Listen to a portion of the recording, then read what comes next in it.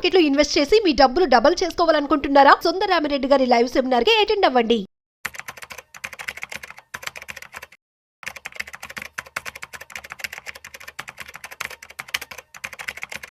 నమస్తే, నేను Udayasri. Welcome to Suman TV. Present మనతో ఉన్నారు certified financial planner doctor Anil వచ్చు గారు. ఆయనతో మాట్లాడదాం. హలో అండి, వెల్కమ్ టు అవర్ స్టూడియో. నమస్తే అండి. నమస్తే అండి. సో ప్రెసెంట్ చూసుకుంటే మనకి ఇప్పుడు డిజిటల్ ఎకానమీ, ఏఐ, ఐటీ ఇప్పుడు ఇవి జరుగుతూ ఉన్నాయి. సో ఇంకా 1-2 ఇయర్స్ వరకు, కొన్ని డికేట్స్ వరకు ఇదే కంటిన్యూ అవుతుందా, లేకపోతే కొత్తగా ఏమైనా వచ్చేది ఉందా? అంటే మంచి క్వశ్చన్ అండి. ఏంటంటే ఈ డిజిటల్ ఎకానమీ కానీ, ఏఐ కానీ, ఈవీ అనేది లాస్ట్ మనం ఒక 10-15 ఇయర్స్ నుంచి మాట్లాడుతూ ఉన్నాము. అందులో కొత్త అడ్వాన్సెస్ అయ్యాయి, లాట్ ఆఫ్ కంపెనీస్ వచ్చాయి. ప్రతి సెగ్మెంట్లో ఏఐలో కానీ, మన డిజిటల్ ఎకానమీ అంటే ఫైనాన్స్ స్టాక్స్ కానీ, లేదంటే ఈవీలో చాలా వరల్డ్ వైడ్ కూడా మంచి మంచి స్టాక్స్, మంచి మంచి కొత్త కొత్త సెక్టర్స్లో కంపెనీస్ ఇన్నోవేషన్స్తో వచ్చాయి. సో గోయింగ్ ఫార్వర్డ్ ఒక ఇంపార్టెంట్ థింగ్ ఏంటంటే, ఇవన్నీ నడవడానికి, ఈ సెగ్మెంట్స్ అన్నీ నడవడానికి కావాల్సింది ఏంటంటే energy, power. So next decade will be actually decade of energy అవబోతుంది. అంటే ఒక్కోసారి అంటాం కదా, పాత కాలం మళ్ళీ ఫ్యాషన్ అవుతుంది అని. కరెక్ట్, ఓల్డ్ ఈజ్ గోల్డ్ అంటారు కదా. ఎస్, ఇది సంథింగ్ అలాగే అవబోతోంది.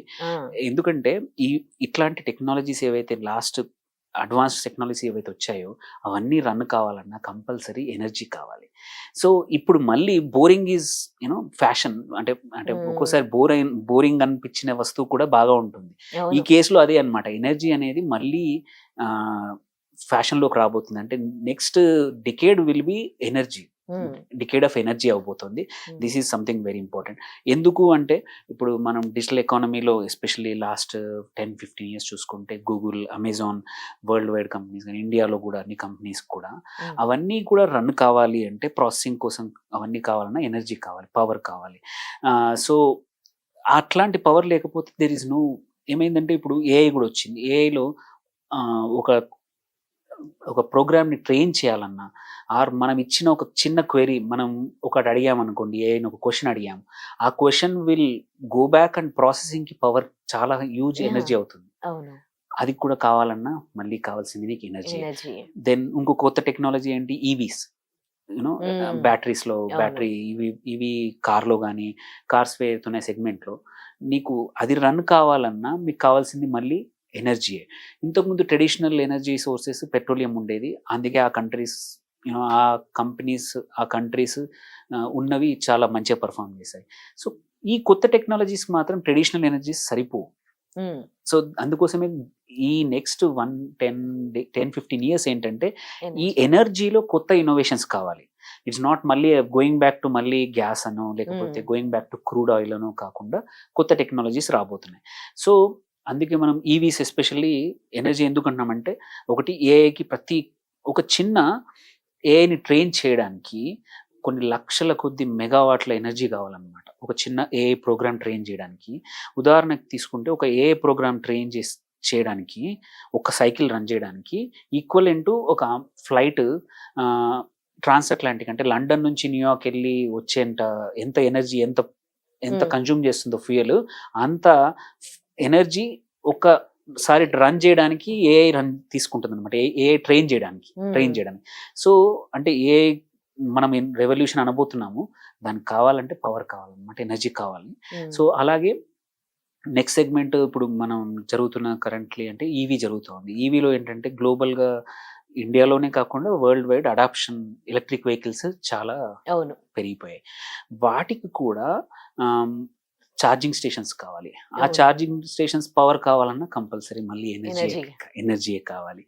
సో ఇంత ఎనర్జీ కన్జంప్షన్ కావాలంటే గ్రిడ్ ఏవైతే ఉన్నాయో, పవర్ గ్రిడ్స్ ఉన్నాయో, చాలా అప్గ్రేడేషన్ కావాలి. వాటిలో కొత్త టెక్నాలజీ కావాలి. ఎందుకంటే డిమాండ్ ఇంతకుముందు లాగా ఉండట్లేదు. ఇంతకుముందు ఏంటంటే ట్రెడిషనల్గా ఇట్లాంటి అడిషనల్ లోడ్ లేనప్పుడు మధ్యాహ్నం పూట కొంచెం ఆఫీసులకు డిమాండ్ ఉండేది, సాయంత్రం కొంచెం తక్కువ ఉండేది డిమాండ్. మళ్ళీ పడుకునేప్పుడు ఏసీలు కన్జ్యూమ్ చేస్తే ఉండేది.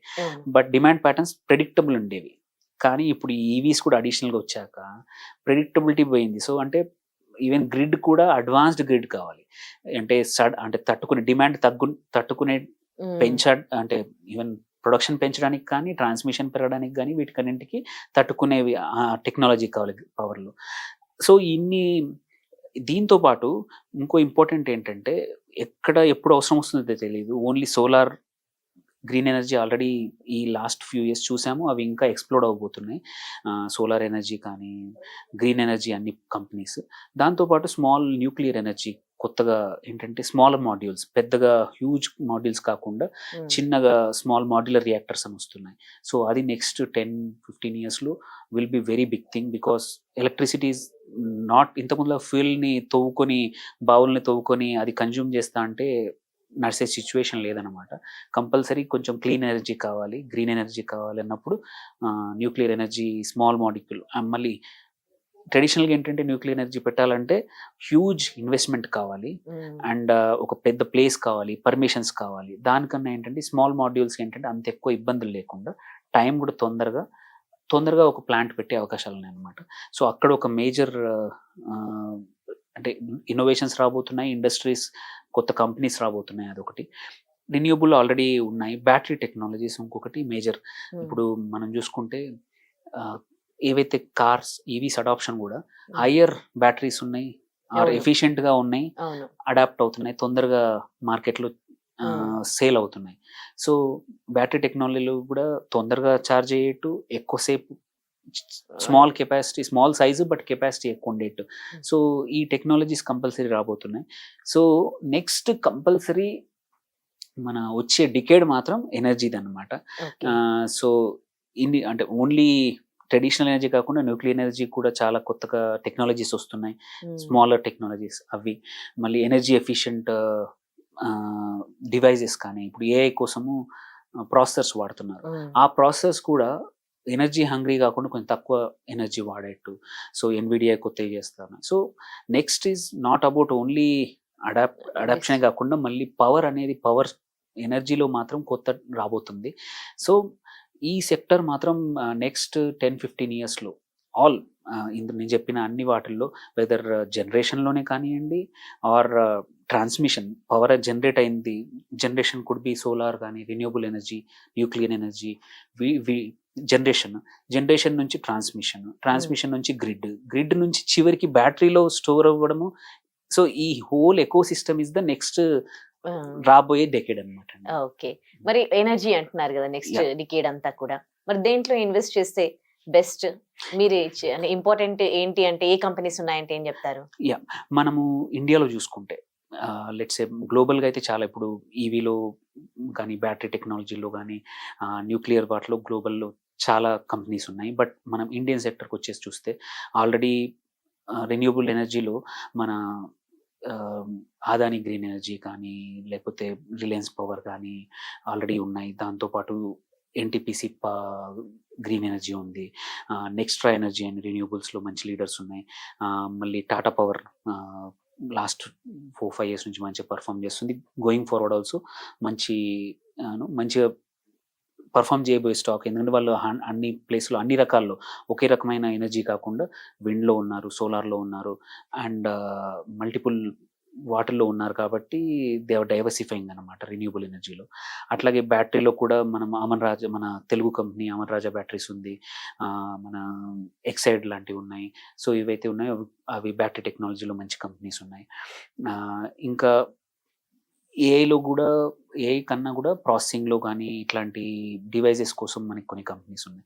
సో ఇన్ ద ఎండ్ మనకు కావాల్సింది ఏంటంటే ఈ సెక్టర్లో ఇప్పుడు మల్టిపుల్ కంపెనీస్ వచ్చాయి. కేపీఐ గ్రీన్ ఉంది. సో ఇట్లాంటి కంపెనీస్ చూసుకుంటే విచ్ మనం రెగ్యులర్గా మాట్లాడుతూ ఉంటాం. So going forward also. But ఈ డెకేడ్ మాత్రం కంపల్సరీ ఎనర్జీ డెకేడ్. సో అంటే కొంచెం మనం మైండ్ సెట్ మారాల్సి వస్తుంది. ఏంటంటే ఓన్లీ మనం ఇప్పుడు డిజిటల్ ఎకానమీ అని, ఏఐ అని ఇవే చేస్తున్నాము. బట్ యూజువల్లీ ఏంటంటే స్మార్ట్ ఇన్వెస్టర్స్ ఎప్పుడైనా సరే నెక్స్ట్ రాబోయే వాటిల్లో, బికాస్ ఏమవుద్దంటే ఇప్పుడు కరెంట్లీ మాట్లాడుతున్న సెక్టర్స్ ఏవైనా సరే వాటి గురించి అవి ఎప్పుడు యూజువల్లీ ఎక్స్పెన్సివ్ ఉంటాయి. ఆ స్టాక్స్ కానీ, ఆ సెక్టర్ స్టాక్స్ అన్నీ కూడా కొంచెం ఎక్కువ ట్రేడ్ అవుతూ ఉంటాయి. సో మీకు పొటెన్షియల్ గెయిన్ అనేది కొంచెం తక్కువగా ఉంటుంది. వెరాజ్ ఇఫ్ యు నో ఇట్లాంటి సెక్టర్లు రాబోతూ ఉంది. ఎందుకంటే మనం లాస్ట్ ఒక 4-5 years నుంచి ఏఐ మాట్లాడాము, సో ఈ సెక్టర్స్ ఇప్పుడు ఎనర్జీలో కొన్ని స్మార్ట్ కంపెనీస్ ఏవైనా ఫాలో చేస్తూ ఉండండి. ఇఫ్ యూ థింక్ ఏదైనా మంచి కంపెనీ, మంచి మంచి మేనేజ్మెంట్ ఉంది, మంచి ప్రోడక్ట్ ఉంది, దే హ్యావ్ గుడ్ విజన్ ఉందంటే మాత్రం ఇప్పుడే అంటే at this time maybe they are not big అయినా కానీ అట్లాంటి వాటిలో కొంచెం మంచి సెలెక్ట్ చేసుకొని ఇన్వెస్ట్ చేస్తే ఏంటంటే నెక్స్ట్ 5 to 10 yearsకి మంచి వెల్త్ క్రియేట్ చేసే అవకాశాలు ఉన్నాయి. థ్యాంక్ యూ సో మచ్ అండి, ఇన్వెస్టర్స్ కి చాలా వాల్యుబుల్ సజెషన్స్ ఇచ్చారు. Thank you. Thank you. Suman TV viewers, మీరందరూ గమనించాల్సింది ఏంటంటే ఇప్పటి వరకు అయితే డాక్టర్ అనిల్ బచ్చు గారు ఏదైతే సజెషన్స్ ఇచ్చారో ఇన్వెస్టర్స్ కి, అది పూర్తిగా తన వ్యక్తిగతం. ఒకవేళ మీరు కూడా ఇన్వెస్ట్ చేయాలి అని అనుకుంటే మీ పర్సనల్ ఫైనాన్షియల్ ప్లానర్ ని మాత్రం తప్పకుండా మీ సలహాలు సూచనలు అడగండి. Thank you so much.